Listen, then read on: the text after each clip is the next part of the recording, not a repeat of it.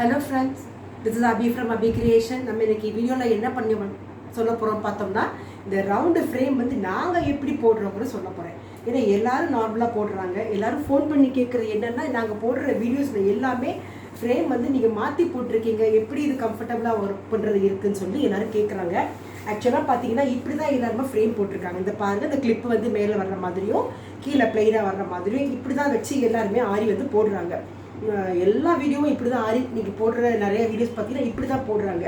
ஆனால் எங்கள் வீடியோஸில் மட்டும் பார்த்தீங்கன்னா நாங்கள் போடுறதுல இந்த கிளிப்பு வந்து பேக்கில் இருக்கும், ஃப்ரண்ட்டில் வந்து இந்த பிளெயின் ஃப்ரேம் வச்சுருக்கோம்.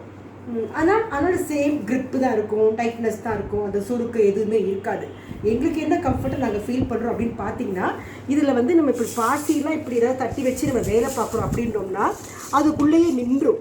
இந்த இது பாருங்கள், அதுக்குள்ளேயே நின்றும். ஸோ நம்ம அதை எடுத்து வச்சு ஒர்க் பண்ணுறதுக்கு வந்து ஈஸியாக இருக்கிற மாதிரி இருக்கும். திரும்ப இந்த ஓரமாக ஒதுங்குறதால நம்ம திரும்ப அள்ளி திரும்ப பேக் பண்ணி வைக்கிறதுக்கு நீட்டாக இருக்கும்.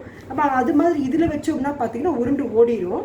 நம்ம தனியாக சின்னதாக ஒரு பவுலில் வச்சு எடுத்தோம்னா டைம் ஆகுது. இதுனா நம்ம பக்கமாக எடுக்கும்போது நம்ம ஒர்க்கிங் ஆகிற டைம்ஸ் வந்து பார்த்திங்கன்னா ஸ்பீடாக ஒர்க் பண்ணுற மாதிரி இருக்குது.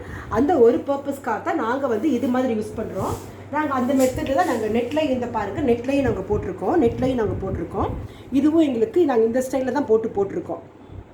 எங்களுக்கு வந்து இந்த இதுதான் எனக்கு கம்ஃபர்டபுளாக இருக்குது. டைமும் சீக்கிரமாக நம்ம போடுற மாதிரி இருக்குது. மீதினா இது மாதிரிலாம் உருண்டு ஓடிடும், எடுக்கிறதுக்கு டைம் ஆகுது. நாங்கள் இந்த ஸ்டைலில் போடுறோம். இந்த பாருங்கள், நாங்கள் அந்த ஸ்டைலில் போட்டு ஃபினிஷ் பண்ண ஒரு ஸ்லீவ் நான் எனக்குள்ளே வச்சுருக்கேன்.